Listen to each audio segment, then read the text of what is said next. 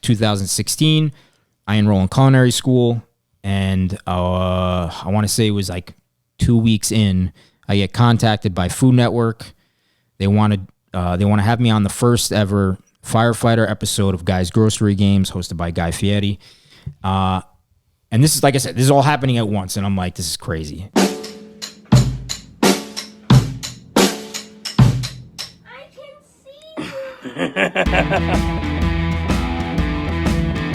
see. So here we are, the Size Up episode 2, and I'm really happy that we got to episode 2 because that meant that we're on episode 2. We got past 1. It's a big deal to get to 2 because a lot of people have 1 and they never get to 2. So I'm shooting for 3 next is what I'm going for here. Big but I'm really goals, big goal. You got to set them, man. Goals. Big goals right there, 3. But I'm really happy to have my man Jeremy and Tucker back from National Fire Radio with us, and today we have a great new guest who's, I guess he's one of my best internet friends. I would agree. Right? Would Probably agree. best internet friends out there. Yeah. I have a lot of good internet friends through my He was my in years. makeup for a long time, though. So You may get a gleam off his head. But AJ Fusco from Fork and Hose Company. What's up, buddy? What's going on, Pip? Thanks for having me here. Super excited to be sitting down with you and my new friends here at National Fire Radio. It's pretty crazy. We've come a long way together, haven't we? Yeah. I don't know how long exactly, but you probably have a date better. We were trying to talk about this before we started. I'd go with, it's about 5 years almost to the day. Yeah. Because we started 555's Instagram 5 years ago, January 1st, we launched.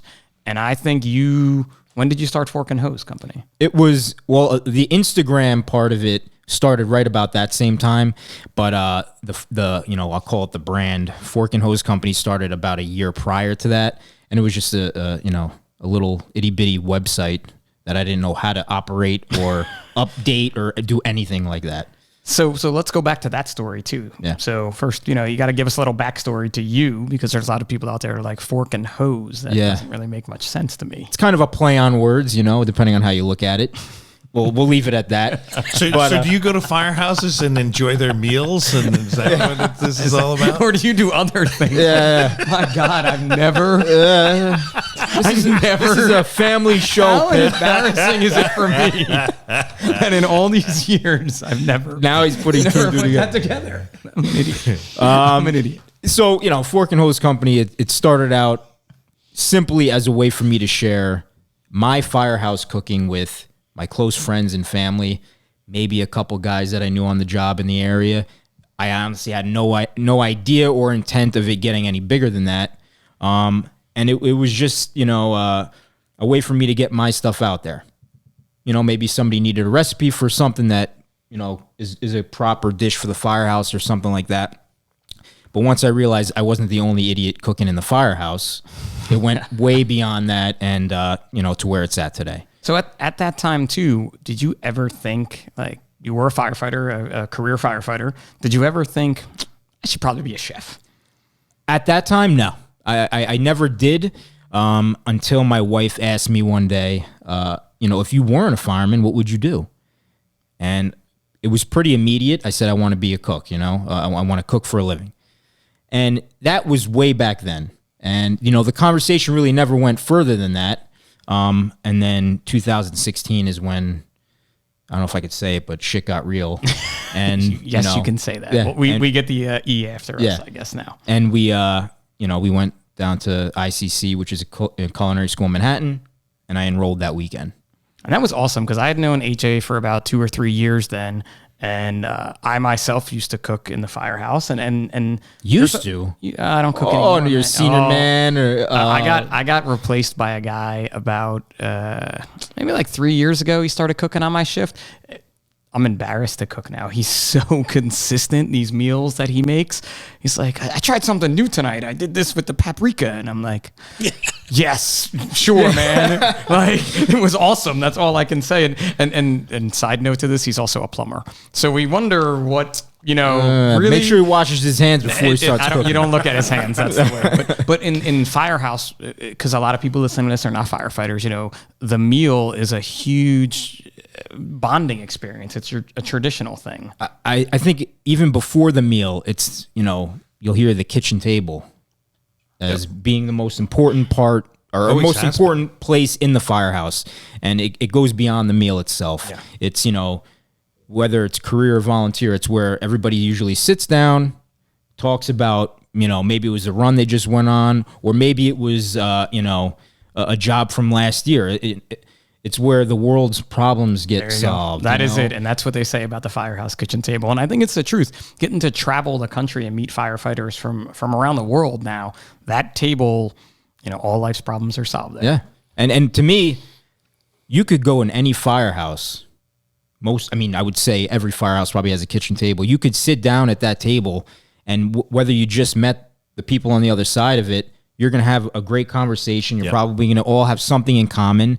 And then the meal comes, and then the food is what really brings us together and creates those It's memories. like the old-fashioned family meal that nobody does anymore. Right? Yeah, That's not true. My house, 5 nights a week. there you go. We sit down and have dinner. We just in my house we just implemented a new. I don't want to call it a rule, but we used to sit at the kitchen island. We'd have the TV on. Right. We have a 16-month-old at home.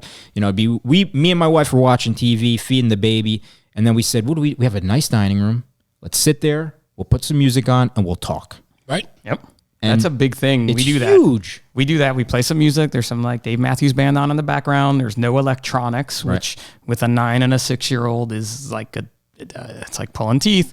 But we don't do it every night because I'm just not arguing with these two. It's hard enough to get them to eat. But those nights that we do it, I know Tracy and I both feel better about things. We're able to have this little time together. Listen, whether it's 10 minutes or an hour, it's that time, right? I sit down, I ask my kids about their day. I catch up with my wife. It's about how was your day? You just feel the sense. You sense what your kids are telling you and how your wife's talking to you. And even if it's 10 minutes, you at least get that sense of how the day went. And maybe after dinner, I need to pull one of my kids aside and, just check in with them, if you heard something in their voice, And what's the common factor here? We're sitting down, we're eating. Food. Yeah. We should have food at this podcast right now. I thought about it. I'm a little. I was going to disappointed get about that. bacon, egg, and cheese, but then I said, "Oh, I know I'm in Jersey. I think They it's eat something called like a Taylor pork ham. roll." Whoa. I don't know. I'm not too familiar with the Jersey culinary scene. Pork roll. It's pork roll. It's my show. It's pork roll. I don't care about the name. North underneath now, it. buddy. I'll note that pork rolls. Okay. I found another common theme that is going to go on throughout this show, but which I'm totally fine with. But you see that in the firehouse, and the sign of a good meal in the firehouse is silence. Mm-hmm. Right? You hear people chewing is what you hear, and we bond over food. Right. And I think with Fork and Hose Company, seeing you rise on social media and being able to say that we've come up together on social media, the amount of people who are out there cooking and want to share their recipes.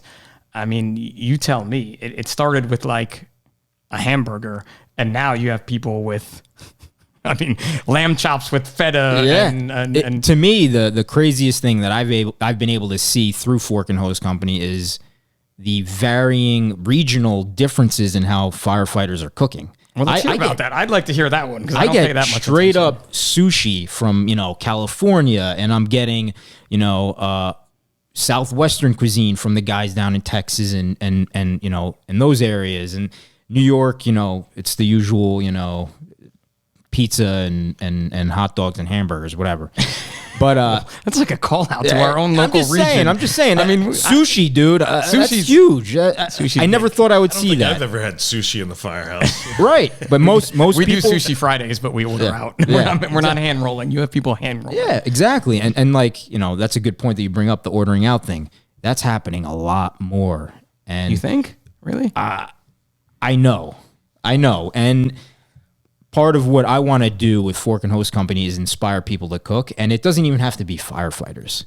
A lot of the people that follow me and engage with me aren't firefighters. That's they, awesome. they love to see what firefighters are cooking and what that whole aspect of it. But at the same time, if I could inspire somebody to cook a meal for their family at home, I've succeeded. Rather than ordering that Chinese takeout, learn how to make the beef and broccoli yourself. And you've done a great job of that using Instagram stories. Yeah. Because Absolutely. AJ I will love just it. put up a whole Love story it. and Sundays. and he's got your daughter in there and you're hanging out and there's music in the background and you're just at home cooking. And I'm like, this dude, man, I feel bad that I don't cook as well as you, or I don't cook as much as you. I shouldn't say well because you got me beat by miles. But You know what it is with me? Fairly recently, I learned I had to kind of step back and see what I was doing with Fork and Hose Company. Okay, I started off, I was sharing my own stuff, and then now I'm sharing meals and recipes from firehouses all over the world.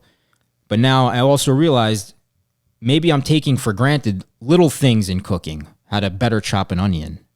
Maybe, people out there are used to doing it a certain way and they don't know an easier way. And these are things that I've picked up on, whether it's culinary school, cooking in a professional kitchen, or just cooking in the firehouse, So I want to share those little tips and those ways you could kind of feed more people. Firehouse cooking, you're feeding a lot more people maybe than you do at home. All those little things I need to, I just want to share with everybody. I thought I had the fortunate ability to have dinner with AJ the other night, and Pip, it was not invited. No, nope, you weren't. And Again. as my voice goes, here we go. Real quick, I thought what was really cool was when AJ and I were talking about a bunch of different things. I think Fork and Hose has the ability to hit so many things that there's so many questions on from people. And like National Fire Radio, where we talk about tips, tricks, and hacks and how you do it and how this guy does it, how these guys do it over here, AJ's got the ability to with his platform to hit all those different levels and questions. And the one thing I thought was super cool was the probies always expected to cook in the firehouse.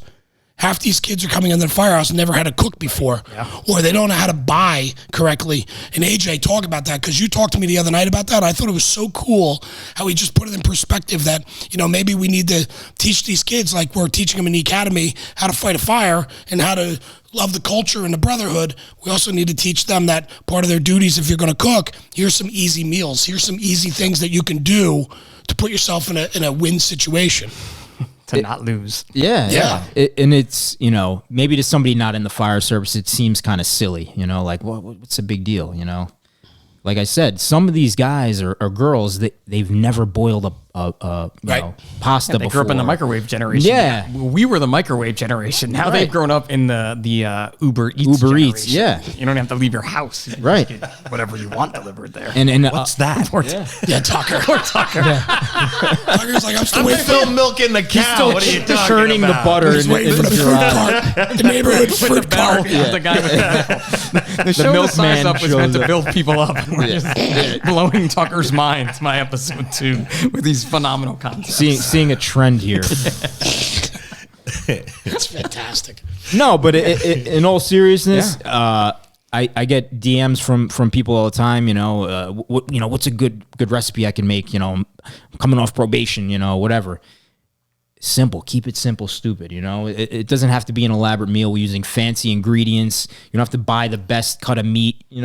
Just treat everything with respect and. Well, you can also like pre-make sauces and then just have it, because a lot of times we don't have a lot of time to cook at the firehouse. Exactly. But you can pre-make the sauce, and then if it's a pasta dish or whatever, then you're really just heating everything up. And then if the alarm goes off, it's not that big of a deal. But if you have to sit there for an hour and stir the sauce, You better be more than an hour. If you're making sauce, you better be stirring that sauce for 8 hours. I'm gonna say, is it sauce or is it gravy? It's sauce. It's totally That's a whole sauce. other episode in itself. Here it's sauce. It's sauce. I think there's there needs to be more of educational stuff put out there for these people who don't know how to do certain simple things. Oh, I definitely can. Coming up in the firehouse for myself, I learned so many things from the guys that were there about cooking, about how to chop an onion, about how to make a sauce. Or I knew the sauce part, but you learn these things and you see people do things differently. And that, again, goes back to that bonding experience. And you've done a really good job with Fork and Hose and spreading that mission. But you went from firefighter to I'm going to go to culinary school. So talk a little bit about that, because you were on the job going to culinary school.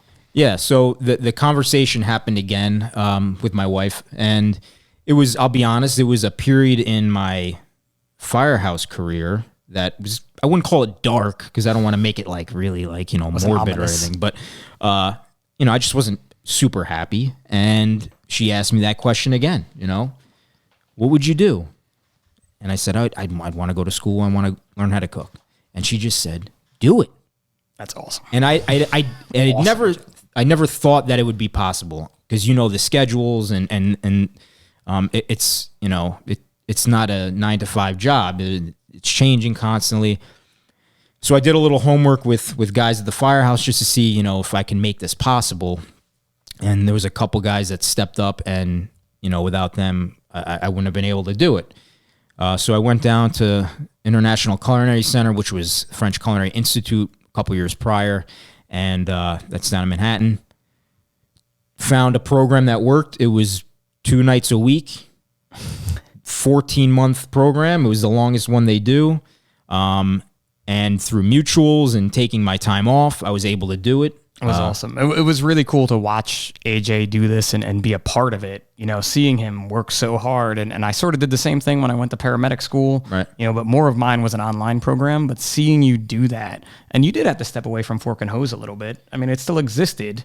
Yeah, my life was basically revolving around going to work at the firehouse and then going to school at night and, sleeping. So what is cooking school? Like, how does it work? Like, that's a really, I'm sure people out there are like, what do you really learn in these things? That's a good question, because most people, the food industry is kind of a glamorous thing now, because of television. And cooking school, depending on who you talk to, it could go, well, you don't really need to do that. Just go cook in a restaurant. And to some people, that's a good plan. But for me, I didn't have the time to go do that because I was working as a I'm working as a firefighter too. So I don't want to call it like a cheating way to get into it, like a hack. But, I felt to get myself in the best position, to work in a restaurant, I had to go to culinary school, build my foundation. It's kind of like going through the academy in the fire service. You have to learn the basics, learn the foundations of those things. And the school that I went to was a good fit for me because it wasn't just French technique. It was kind of a mix. They kind of changed our program around. So it laid the foundation for me to go cooking go cook in a restaurant. Is it for everybody? No. But, I tell people, if you're serious about this profession, you should really, I shouldn't say you have to, but you should really do it. Consider it. Yeah. It does cost money. It's like going to college, but it definitely will pay off in the end for sure. And so since then, you've been able to work in a few different restaurants. I don't know how far you want to jump into that. Sure. But you definitely spent some time in kitchens. And I know from what I've seen on cooking shows and friends that I have that are chefs, very different from the firehouse kitchen is a professional kitchen. Oh my gosh. You know what? It is and it isn't. There's actually a lot of parallels, which it might be hard to think about, but the fire service, it's fast paced. You have to think on your toes a lot. Same thing in the restaurant. There's a structure. There's hierarchy. You have your chef and you have your cooks underneath them, and same thing. You got your chiefs, you got lieutenants, and then you have your firefighters. So there's a lot of parallels. But cooking in a restaurant kitchen compared to a firehouse kitchen, I can mess up in the firehouse kitchen and still probably be all right. You cook in a restaurant and you mess something up, you're going to hear it. And, it's changed a lot. It's not like it used to be, chefs throwing plates across the room and that kind of thing. But there's the pressure is a lot higher in a restaurant kitchen. Yeah, you can totally see that because you have to put out that consistent meal time after time after time after time. Yeah. The first restaurant I worked at was in Manhattan, and it was under a chef that I had looked up to. And kind of ironically, when I went to culinary school to visit with my wife, she said, who would you want to work for? And I said, April Bloomfield. And sure enough, my first restaurant was under her. And she taught the consistency and just the importance of looking at ingredients and treating them well. And it was it was a whole animal butcher shop / restaurant. And what that did was teach me to use everything and not waste anything. So whether it's the vegetable scraps getting used for stock later, we used the beef fat. We melted that down and we deep fried things in beef fat. Why? Like, there's no food here. Watering. We should be eating right now. My stomach's actually growling too while I'm talking. But that restaurant taught me a lot. And I think you did a really good job of sharing that story on Fork and Hose. You know, you can go back years now. I mean, you're going to probably page a lot on the a few gram. thousand posts later. Yeah, but you can go back and see AJ kind of chronicled that change you made in yourself and in your life, and it was sacrifice. You know, sacrifice for your wife. It was before the little one was born, right? If I'm not mistaken, all this time. But that's a big thing, and for firefighters to do that. You know, they're very scared to do that. You know, people they get very comfortable in their job and what they're doing, and they don't want to step outside of that. Yeah.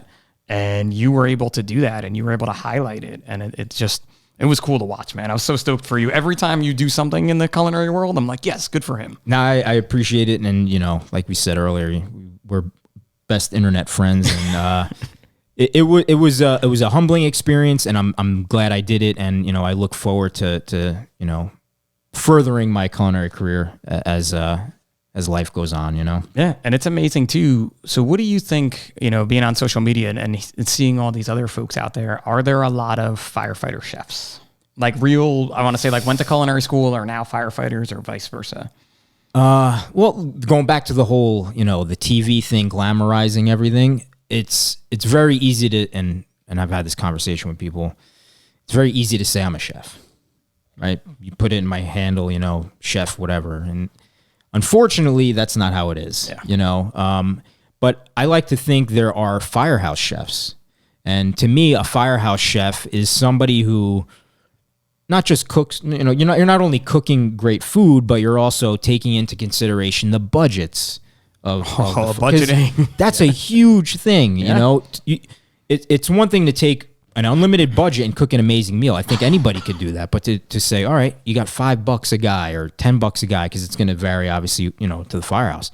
To be able to take that and say, and I'm still going to put out a kick-ass meal, that's a firehouse chef. Yeah. And to make food that's firehouse, I like to say firehouse friendly. You know, like to make a dish that's going to sit on the stovetop while you're out at 3 hours sitting. Yeah, you have to make something that's that you could walk away from and not come back and be ruined. Yeah. It's a whole different world. Yeah, so it's a firehouse chef. You know, if you can do those things, you know, successfully, I like to give you the title firehouse chef. You know, that like, one. You get that win. one, yeah. And I think too, a big misnomer to the folks out there who aren't firefighters is we pay for our own meals. Yeah, I felt like that's been in my 16 years in the fire service, and that's actually going to be in a few days, which is scary to say. My anniversary is coming up, but that's the biggest question. It's like, what do you mean you pay for your meals? Yeah. Like, yeah, every firehouse in America, the guys, you pay for your own lunch, you pay for your own food. I think they think it's a perk of the job. Or just, you know, and I've had this personal experience, and I know other people have too. You know, they see a rig at the supermarket. What are you guys doing here? You know, you're wasting taxpayer money, letting the engine run. Blah, blah, blah. And I'm like, well, if I'm on shift for 10, 14, 24 hours, I got to eat. Hours. People do 48s in America. You got to eat. And this goes back to the ordering in thing. And I could see why it's easy for us to say, you know what? I've had a long shift. I don't feel like cooking. I'm going to order in. I think there needs to be, a change in mentality with that. You know what? Maybe you just don't make an elaborate meal. Make something quick. Throw a couple pieces of chicken on the grill, saute some broccoli, you know, baked potato, and you're done. You know, there's so many ways we could get around like just being lazy and ordering and you know. It's funny because in the morning on my shift, one of the first things is what's on sale. Yeah. You know, our fireman, the guy who cooks on my shift, is already starting his prep. Yeah. Because he knows that, hey, let's figure this out. Let's see who's in. Maybe somebody's out. Maybe somebody's leaving. Whatever it is, he's trying to do the budget. He's trying to get, you know, shop economical, make everybody happy. Oh, this guy doesn't eat pork. This guy I ate chicken last night. Yep. You know, like, oh, I ate meat. Listen, they ask me, and I have food allergies. I'm the guy. I'm sensitive the bubble tummy. boy. I don't have a sensitive tummy. It's anaphylaxis, man. EpiPen time for me. No, I know. But you get that, and like you're saying, that's a huge part of our culture and our society is being that guy and or girl. Yeah, and it's a big responsibility too. Yeah, don't mess it up. And you mess it up, you're gonna get shit for it, no matter what it is. But at the end of the day, you can almost guarantee that your crew is thankful for you cooking. No matter, you could put hamburger helper on the table. I guarantee you, they're gonna be appreciative of what you just did.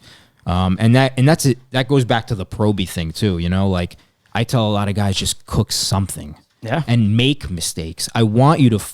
I almost said it. I want you to mess up. Trying to not go with big curses. Yeah, Finn I and know. Declan want to listen to this. Yeah. I want you to make Yeah. mistakes because you're not going to cook any better if you don't learn from them. Well, how about this too? And this is a big thing in the fire service and in life in general, and definitely in cooking. You're gonna make a mistake, but how do you recover from that right. mistake? You know, I've seen it where he's been like, you know, shaking in a seasoning, and I don't know, his hand slips or something, and you're like, "Ooh, that was a lot of salt." Yeah. You know, and that's something that that cooking can teach you is how to make that recovery, because it can't be, oh, it's all over with now. You know, and we see that in life, we see that in the fire service. You know, a call goes bad, or a tactic goes bad, we have to quickly switch and do something else. Right. So how often does that happen to you?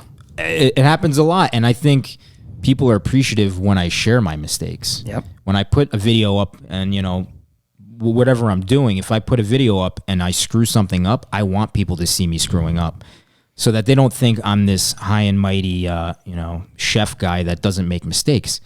That's BS. Because even the best Say chefs, bullshit. Oh, I think yeah. we can go with bullshit. All right. I think it's the F-bomb we don't want to drop. Even the best chefs in the world are making mistakes, but those are the ones, like you just said, they recover from them, and they're able to maybe teach the people under them how to avoid that mistake, or if you do make it, how to fix it. But some of those mistakes then turn into stuff that's special. Like I remember hearing of a chef that had salmon, and he spilled coffee on it. And he was like, oh, what am I going to do with this? So he ended up rubbing it in, and now he uses coffee on it all the time. Yeah. Yeah. I mean, coffee rub steaks are Yeah. the shit. Plain and simple. If Yeah. you've not had a coffee rub steak, you're wrong. You need to try that sometime. I think some of the best content we put out is our blooper reel. Yeah. It gets because I mean, you know, listen, when we're an unpolished group. I mean, obviously, and you know, Except my head. My head's no, that's you guys, you and Tucker. It's a- We should have balanced you guys out. Bald Both is of us on the beautiful. table. We'll switch next Bald time. is beautiful. Bald is beautiful, but I mean, some of the best stuff is the blooper reel, and you know, you're going to make mistakes. Everybody makes mistakes, and we make mistakes on the fire ground too. And you got to learn from them. You know, when a guy doesn't do the job correctly or could have done it better, you know, there needs to be that conversation, right? And the biggest part about when you make a mistake is the ability to understand the mistake was made, and then what do you do with it, Acknowledge it. right? Yep. And those are lessons too that go way beyond all of this. That in life, it's important to know that you are going to make a mistake, and that Uber Eats generation, let's just say, and I kind of hate to even talk about it in generational, because there was definitely a difference when I started in the fire service to the senior man that I worked with. He was a very different person than I was. We had to figure out how to get along. And it's the same as with the newer generation, the Uber Eats generation. We have to figure out how to get along. We have to teach them that mistakes are going to happen. How you recover is the key.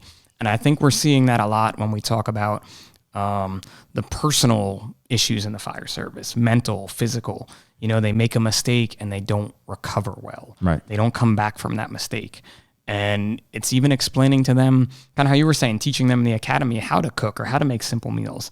Teaching them in the academy, you are going to see some of the worst things in your life in this career. You have to be ready for that. Right. And there's really no way to prepare for it, but how you recover after. And I know something AJ and I have talked about over the years is bad calls. You know, and it's great to have a friend like AJ who's in a totally different department than mine, doing totally different things. But if I have a bad call, I know he'll pick up the phone and we can talk about Yeah. it. One of the, kind of backtracking a lot, the way I got hooked up with 555 Fitness and Pip, I found a friend dead. And he was living an unhealthy lifestyle, and I was the one that found him. And it kind of made me rethink of how I was eating at the time. And, I wasn't eating very well. I wasn't cooking the healthiest meals in the world. And I'm like, what am I going to do about this? I have to change. And I came upon 555 Fitness, and Fork and Hose Company actually kind of changed because of that, where, I said, you know what? I'm going to start cooking healthier meals in the firehouse, and I'm going to share that with people. And in turn, they're going to end up cooking healthier meals. And, that's And look where we are Yeah. now, right? And I never knew that. Yeah. Honestly, this is the first time Yeah. I've heard that, which yeah, is... it was a huge turning point in my life, and with Fork and Hose Company as well. It went from cooking whatever I wanted, sharing, the typical Firehouse meals of, everything covered in cheese, deep fried, to actually focusing on putting healthier food on the plates of the guys I was working with. I wouldn't say I forced them to eat healthier, but it was one of those, but your parents say if you don't eat it, you made broccoli good. shit out of luck. Yeah. You know what I mean? Like you can make broccoli good. You can make broccoli taste really good. That's exactly it, right? Like my kids are very good eaters. As much as my wife and I still complain that they don't eat that well, they still eat vegetables and they'll try things. And I think it's how you instill that into them and raise them. But here's the deal. You can eat broccoli. And growing up, I had terrible broccoli. I hated broccoli. Mm-hmm. Now I love it. If you make it good, if you take the time to learn how to make good food, healthy food, delicious, you'll win every time. Seasonings are seasonings are amazing. I love Brussels sprouts. Absolutely. They used to have to soak them in salt. And, and I if grew you up with didn't do boiled that- Brussels sprouts. Yeah, Boiled and they were Brussels sprouts. awful. The worst things you could eat. Yeah. So horrible. But now, probably one of the biggest trending foods on Instagram is like Brussels sprouts, bacon, maple syrup, or something like that. yeah, that's it, bro. There Roast the shit out of them, get them nice and crispy on the outside. Blacken them. So how do we do it real quick? Now that let's go with a quick recipe. Brussels sprouts. Quick recipe. I going like right Write this Right down, now. people. Write this down. write it down. I'm writing. So you're gonna take your Brussels sprouts. I prefer make sure they're tight. What I mean by that is like you want because they're basically cabbage. You want them to have a tight head, right? Cut them in half, creating more surface areas so that when we roast them, more browning happens, and that's the delicious stuff that we all crave. Toss them with oil. I like olive oil, salt, pepper. You want to preheat your oven to 450. It sounds hot. All right, this is the problem. Every recipe you ever read says 350. Why? Why is that? Nobody knows. It's just easy. People are afraid. When you turn, you know what it is? It automatically goes When there. you turn the oven on, it says 350, so you just leave it there. Duh. Screw that. People are afraid It's like to a cook. knowledge bomb. Yeah, people are afraid to cook at higher heat. I probably would say 90% of the vegetables I roast are not less than 375. So with the Brussels sprouts, toss them in oil and your seasonings before you put them on a sheet pan. This is really important because what people usually do is they put them on the sheet pan, they drizzle oil over it. Guilty. Everybody does it. Guilty. Everybody does it, and it seems like that would be the right way to do it. But the problem with that is you're not coating the whole surface of the vegetable with the fat needed to get that nice color on them, right? Roast them, like I said, 450 for probably 20, 30 minutes. I cook bacon separate just because bacon tends to burn if you're not careful. I'll cook it separately. If you really want to go nuts, cook the bacon ahead of time and then toss the Brussels sprouts in the bacon fat. That's the move done right that there. now. That's That's how the we move. do it. That's how you got to do it. When the Brussels sprouts are finished cooking, toss them with your chopped bacon. I like maple syrup and a little bit of chili flake just because I like the sweet heat. And that's it. That's a simple Brussels sprout recipe that would kill in a firehouse. Oh my God, it would kill my kids would eat it. You know, I mean, my kids eat it if you put it bacon. Yeah. Bacon, they eat it. You have to chop up the bacon and put it in there, and they eat mostly the bacon, but they still eat it. So But it's I guess the balance though. Like you're sneaking in the veg, like you're balancing. You can't serve kale salads at the firehouse every day, right? But if you did and you put maybe some bacon in it, guys are kind of like, oh, I'll try it, It's funny too, because with AJ and 555 Fitness and how we met, he was like, I want to do these healthy meals, but like I'm not gonna do tofu all the time. And we've come up on social media together, and we met some folks along the way, and there was someone that really wanted to work with us, but he really wanted us to be a certain way when it comes to healthy cooking. And both AJ and I were like, that ain't it, man. You Like, can't force it. You yeah, can't. like we can't go again. We talked about this on episode 1 of the Size Up. You can't go 100% all the way. You have to be balanced, and balance in life and a lot of things is important. And learning cooking techniques from AJ like that with sweet potatoes, 1 hour. 500. Turn your oven on the 500. It That high actually heat. goes See that high. trend? Yeah. It actually goes that high. 1 hour. The best sweet potato you'll ever have. You don't touch them, don't prod them, poke them, do nothing. This is not my recipe. It's one of those things like I'm not the originator of all this. You're like, not the I'm originator of Firehouse Cooking, Fork and Hose Maybe Company? Maybe that. No. But, you know, I'm learning so. these things, and all I'm doing is I'm passing that knowledge along to the people that follow me and, you know, whoever else wants to learn. That's so what it comes awesome. down Like to. that platform alone to pay it forward, let's say. I mean, I know this answer, but like let the listeners know, how has that affected your life?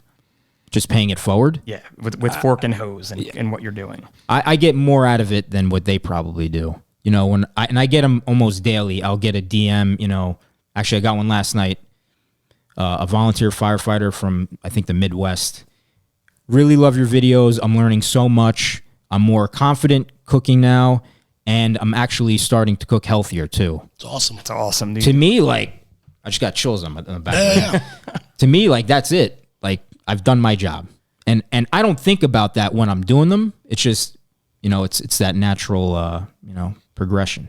It's amazing, like what you've done, and you weren't out there, you know, pushing it, fork and hose. Everybody's got to do this. Everybody's got to do that. You're not running the circuit of conferences. You're not doing like, you know, cooking with AJ. Here I am. You're just putting good stuff out there, putting good content out on the internet and sharing good content. And it's amazing. Some of the meals that people cook in firehouses, I even tell my guy, I'm like, bro, come on. Look at this. I'm like, you're really good, but come on. You got to beat this guy. Like, we got to do something here. To me, you know, a lot of and I'm not the only firehouse cooking, you know, content out there, but what I think separates me from all of them is I'm sharing everybody else's stuff too. Right. It's not just mine. That's how I started it, but I realized it's more than me. It's about what everybody else is cooking. Because I'm telling you right now, when I don't know what to cook at the firehouse, you know what I do? I go on my own page. Swear to God. Go on my own page and I go, man, there was something that guy gave me last week. And I'll find it, and that inspires me to cook, which is kind of crazy to think. You know, it's like I'm inspiring them, and then in return, they're inspiring me. That's a good quote right there, too. Sebby's got to mark that one down. It sounds like there's more to that, too. But it's amazing, that thing. And that's what we talk about with the size up. You know, you're constantly sizing yourself up and what you're doing to make the world around you better. And I think through Fork and Hose, you've been able to do that.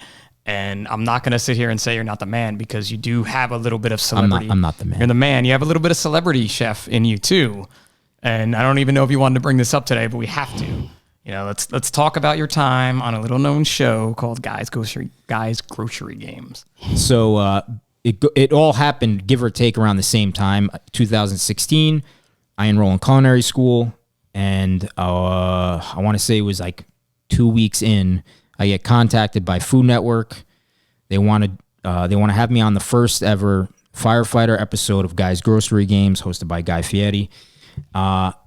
And this is, like I said, this is all happening at once. And I'm like, this is crazy. And I accept it. I'm like, you can't not do that. You know, there's a chance to win 20,000, number one, but And it was like an issue getting there too, wasn't there? Like, didn't you have like some crazy travel issue? You almost didn't go, right? Wasn't there? It wasn't a travel issue. It was more or less how I could take time off from culinary school that I literally just started. So, you know, I had to make arrangements, and they were really cool about it, making up classes and that kind of thing. So I go out there. Long story short, I win all 20,000. You have to watch the episode. Yeah, you got to watch. Which was awesome. It's on a lot, actually. I wish I got royalties out of this deal, but I get DMs and yeah, people tag. So a really cool thing AJ did with his winnings was he donated money back to 555 Fitness, and we did a very specific grant. It went to Williamsport, Pennsylvania Fire Department, of fitness equipment for them. That it was AJ's donations. He donated his winnings. And he also donated some of his winnings to his mom to help her out with some I'd rather not talk about that. that dishwasher's still not put in. The dishwasher. Okay, we'll move on. You got to watch that episode. It was a great episode, though, and it was even better to be there that night. But we were able to help Williamsport Fire Department, and you pay it forward that way with your winnings, which was awesome. But that episode is on. You're right. Like, probably every other month, someone messages 555, and they're like, "Do you know this guy?" Yeah, because I think I did mention 555. Yep. Because it was, as it went on, people are just texting me that night. I'm like, I'm standing next to him right now. Like, yes, I know him. I'm at the watch party. Yeah. It was a wild experience. I'm glad I did it. They ended up bringing me back on. I lost in the second round. But to AJ's credit, though, where he did go back on, it was the Tournament of Champions, and you were up against chefs. Yeah, like real, like in the real life firefighter- chefs, Yeah, not- the firefighter episode, everybody was a firefighter. Yeah. But you went up against chefs and went to the second round. second round. Yeah. So what did you cook that won you the prize? That sealed the deal. It had to be a Mexican fiesta. So I kind of took that and I deconstructed it a little bit, instead of doing your typical like enchiladas or tacos or something. I basically, I did all those things, but I made it look fancier. It was beyond. It was beyond the meal. Like, and when you watch, you have to watch the episode, and he talks about food and how he's doing it, and I'm like, this is not the guy that I know. I'm like, look at him go. Like, I was so excited, and I got to go. Like I said, he had a watch party, and I was with his entire family and friends, and just watching him there with them and his parents and his wife, everybody was just so genuinely excited, happy. Yeah. I mean, and AJ cooked, so it's his own party, and he cooked food for it that we all ate, which while was we watched it. inspired by the food that I actually cooked on the episode.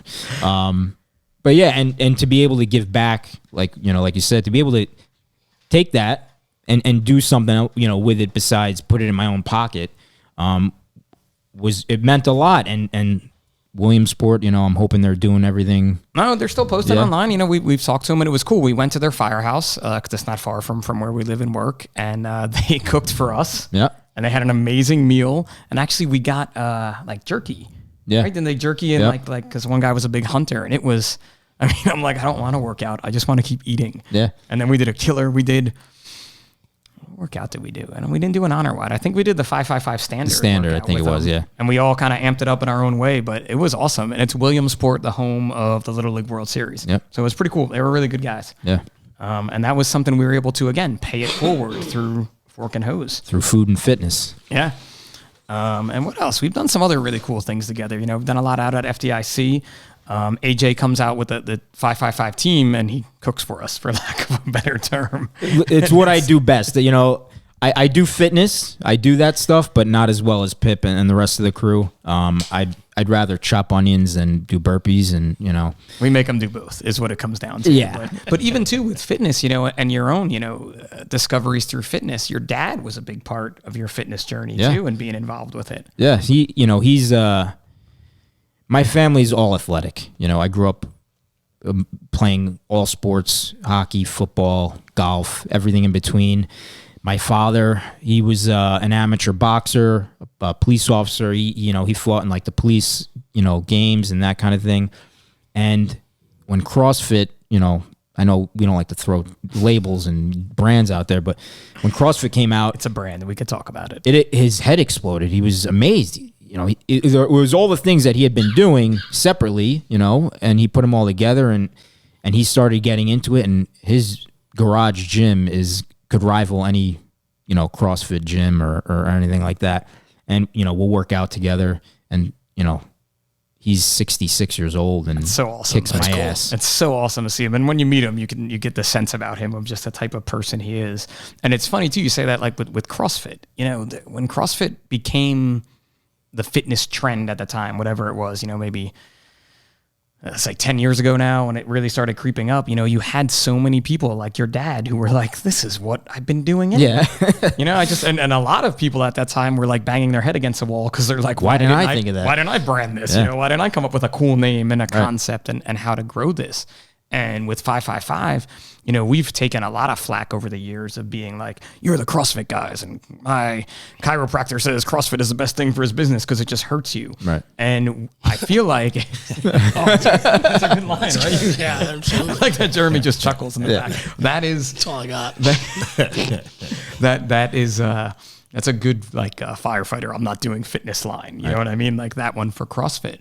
And we've always said like, look, I don't care what kind of fitness you're doing, just do fitness. And it's like AJ with Fork and Hose, just cook something healthy. Right. Try to make it something better. It doesn't have to be healthy all the time. No, for sure. When I talk to people about the healthier cooking in the firehouse, what I'll tell them is to change.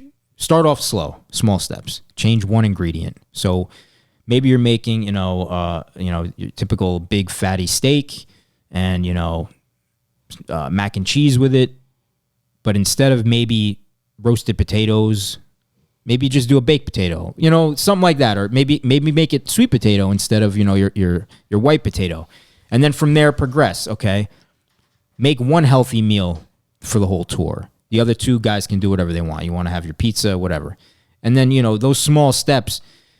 It's less of a shock to the system. You know, the system being the crew. You know, I made salad once. So in and that was it. On his episode of Guys Grocery Games, one of the other firefighters that he competed against was from the other coast, not the East Coast. And The left coast. I do believe his first meal that he made was some kind of a tofu. Tofu, yeah. He didn't move on. Yeah. Nothing against tofu or that man who I don't know. And I'm Tofu, yeah, yeah. I'm You do that at home. Yeah, you can. But maybe do apparently, it, but- according to him, like that's a thing where he is, Yeah. which goes back to the regional cooking style thing. And that's not a bad thing. That's why my wife's in love with all the West Coast firemen we meet, because they're all gorgeous and they all have great bodies. And Tofu they, and fire. They wear like clean uniforms, and you know. Yeah. But I think too, I just want to hop in real quick. I think what's super important is one of my loves outside of the firehouse and the fire service is food and breaking bread and having cocktails and enjoying my time with people that I enjoy being with, and that's surrounded by food. We talked about the home dinner table earlier.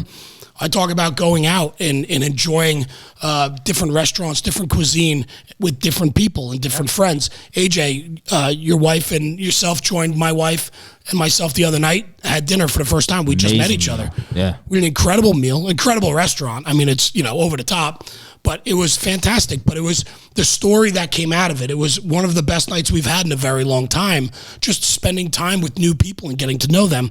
And I think for me, the memories of the fire service outside of the firehouse have everything to do with food. It's not just a kitchen table in the firehouse, but it's when Joe Smith dies and his widow's home, we bring him potluck, we bring him covered dishes, right? And we don't forget about them. And then one of my biggest memories of food in the fire service was we were all very impacted by 9/11. And the Wyckoff, New Jersey Fire Department lost Dana Hannon, who was a dear brother to all of us and friend. And that night when he was missing on 9/11, they called all their members and friends to the firehouse to come together as a family to embrace each other. And it became a potluck dinner that to this day on 9/11, they do an informal service, but then it's a potluck dinner. Everybody brings something and you sit down and you break bread. Yep. And for me, those are the memories of the fire service that I think are super important. So breaking bread and cooking and food, I think, is very much in line with the traditions of the fire service. And that's what I was saying before. The reason why they probably play that episode on the Food Network so much is because people look at firefighters. You said you have a big non-firefighter following. Yeah. It's probably because the fire service, people believe that we eat well. The camaraderie, the brotherhood, the sitting around the table. And so inherently we eat good food and we like to, and food is the center of a lot of what we do. And it's not just chili, by the way. Right.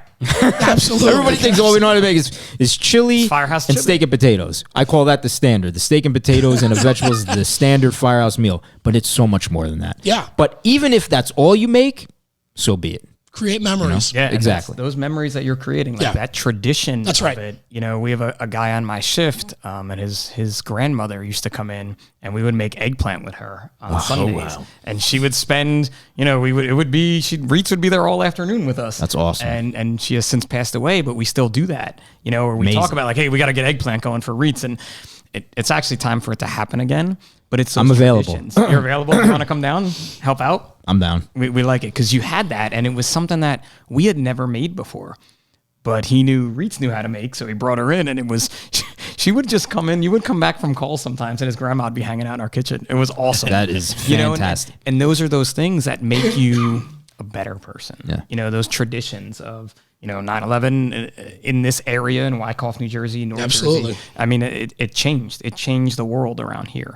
And we all have our own stories with that. Right. But you have to come out better on the other side from it.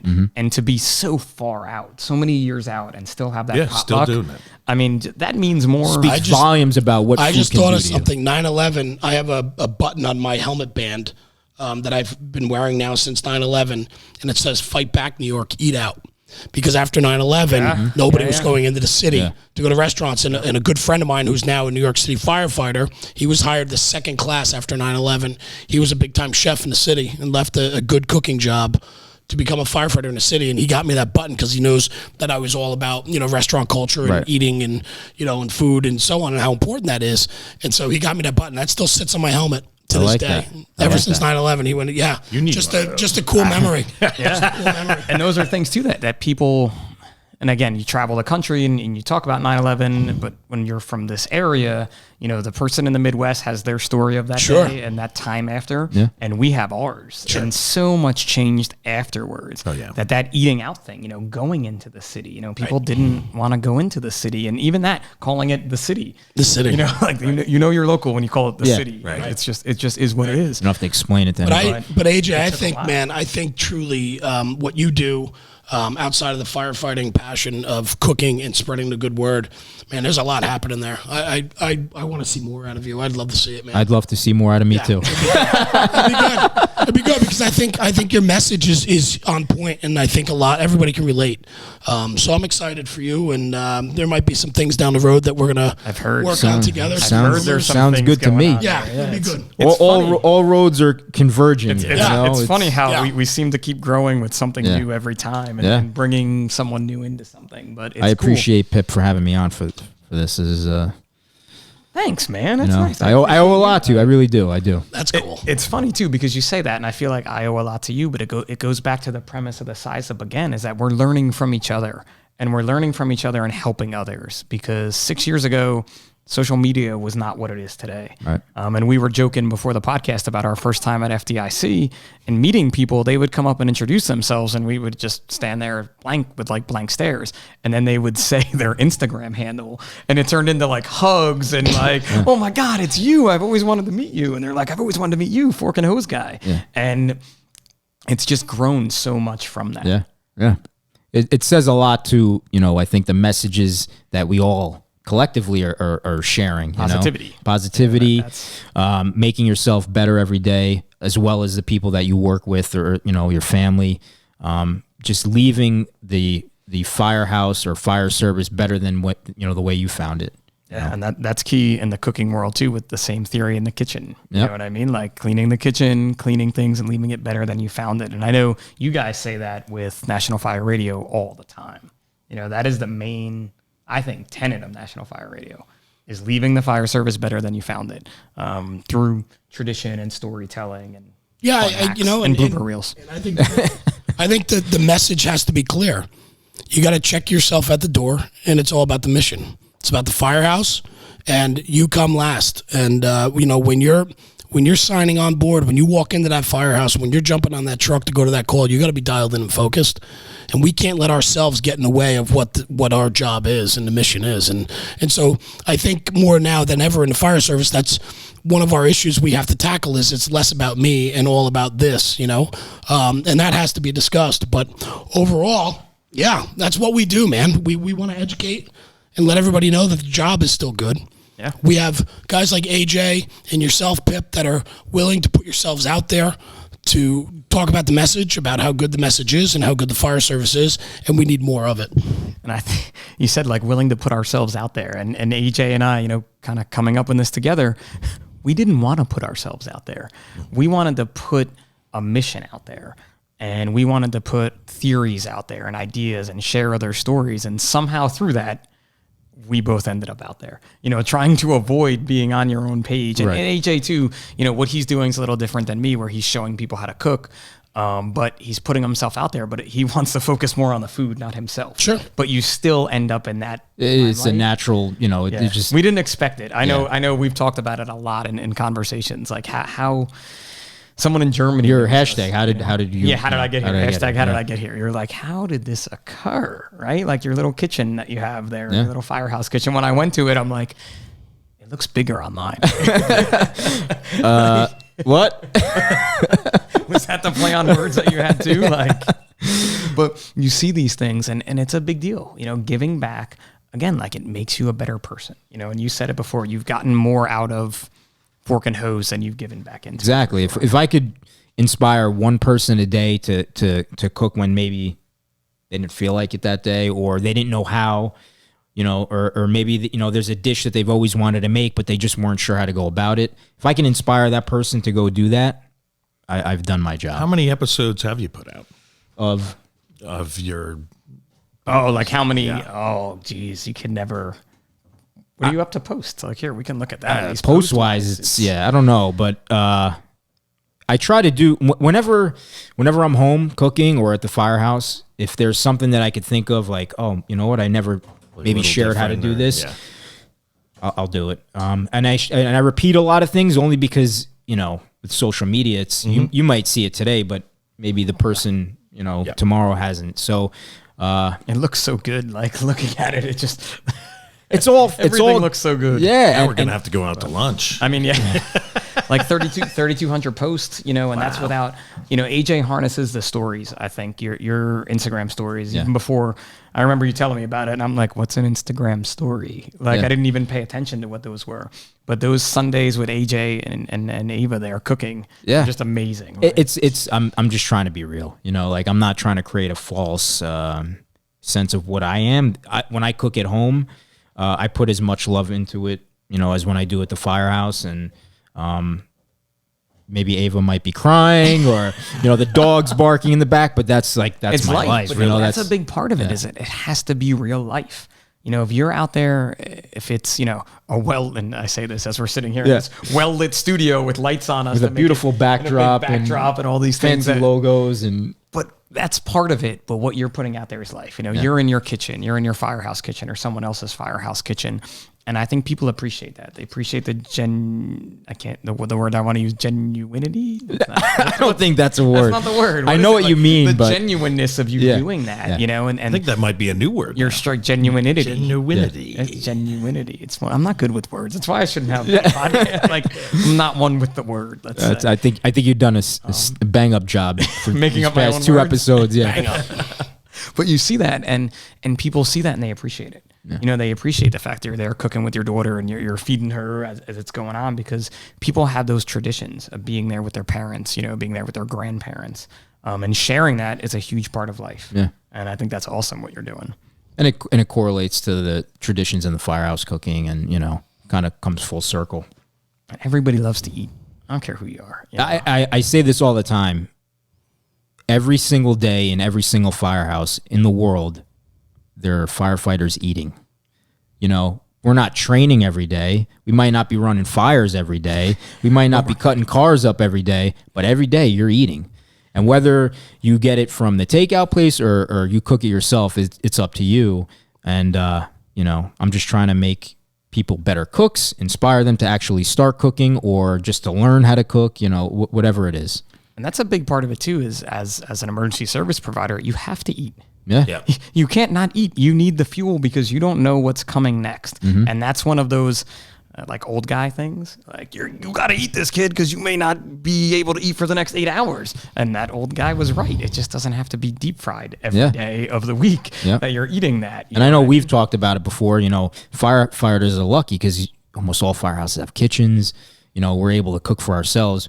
Police officers, EMS, they're either meal prepping or they're ordering in, you know. They're stuck in their car, their bus, or truck, as they called it the other day. I'm still lost as the truck. Bus, yes, the truck thing. But they're stuck in that. So they have to be prepared. Yep. And they have to have that lifestyle set for them. You know, finding a microwave is not the easiest thing to do in the world. Like, you can't just walk up to somebody's house. They should have that instead of, like, you know, the old pay phones have like a microwave kiosk. Microwave kiosk. 25 cents for 2 minutes or something. It's definitely too a change we're seeing in the EMS culture is that they're starting to go to a more station based as opposed to a posting base where they're posted up on the corner. So they do have some place to go to. A lot of hospital ERs are providing like an EMS room that has a microwave in it. So they could heat up their food. It stinks you're still eating it on the go. Which is something I get sometimes too on Fork and Hose companies. You know, firefighters are cooking, but they might have, you know, the local EMS people in as guests, or the local police officers come in for a meal. You know, usually it's like a Christmas thing or, you know, a holiday or something. So they're sharing, you know, their own tradition with you know, the other side. Yeah, those people that took the wrong test. Those other folks out there. Yeah, the wrong test. But it definitely did. I'm sorry. I can't help. Trading the gun for a pillow. Yeah, like for sure. I've heard that one before, right? But you do that, and you're inviting them in because they can have part of this culture. You know, we are in this together, and more now than ever. you know, that emergency services as one service thing, you know, seeing what goes on in the police world is very different from the fire world, and having them come in and say like, hey, you know, sit down, this is what we do. They're like, whoa, this is break bread, like, yeah, you know, like break bread, Jeremy like you said. say. And listen, the kitchen in my firehouse is very old, and they're even still amazed. They're like, I could sit at this table with you guys. Like Yeah. this is so nice because I'm not eating in my patrol car right now. Type. Anytime I'm cooking in the firehouse and one of the local cops walks in, I always offer, hey, you want to sit down? Nah, I'm good. You know, I already grabbed my sandwich or whatever. And then they see what you're cooking, and Yeah, and then maybe I should have said, you know. But I'll always my offer. sandwich. you Save that know. for later. You know. No, but it's a really good thing you can do, and even in the public's eyes and the politicians' eyes and folks that don't see it, you know, it definitely has been like a private thing. But getting it out there and showing people that this is the way this goes on, they want that allure. How you had mentioned with Guys Grocery Games, Sure. You know, and all the firehouse shows that are on now, whether how they depict what You mean that's firehouse not life real is like life? versus what it's not. It's Hollywood, it's not, but they all have that kitchen table Right. type theory going on. And Dennis Leary definitely did an amazing job with it in Rescue Me, for sure. Like there's no doubt. More accuracy in that You can than get him on National Fire. Yeah, right. That'd be pretty cool. There's some accuracy in all those little clips that you see floating around there, but it's all again for the greater good. And with Fork and Hose, you know, I want to see where it's going to go next. That's what I want to see. I'm excited for sure. I feel like we could see AJ at a show, like at a fire show, or like one of these, like, you know, I just got something about the job conference, you know, and AJ is going to have on his headset and he's going to be up on the stage and the cameras will be down. He's like, and this is how you're chopping here. And you're going to have these firefighters sitting there with their notepads out there watching them go to town. If you overcook your pasta, that's it. You're done. Don't al dente or die. Okay. I you thought there go. was going to be Al dente like, or I die. thought you were going to tell me how to fix that. No. Like, I was Don't like, do it. Don't overcook your pasta. That'll be think- my first lesson. I think that could be a great note to end on too, because we're right around that hour mark, and AJ just dropped it and Jeremy's writing that down. What are you Don't writing? Al overcook dente your or pasta. die? Yeah, That's going to be your first logo. al dente or die. I might get that tattooed. Actually, Do you? I might. I don't know. I thought you said you did. No. I might. I love that. That's on an upcoming show. Al dente or die. That may actually be. There it is. That's. Bang. I think we just found the name. I think The problem with that is if I end up overcooking my pasta, It'll that's be it, awesome. I'm ruined. like you're.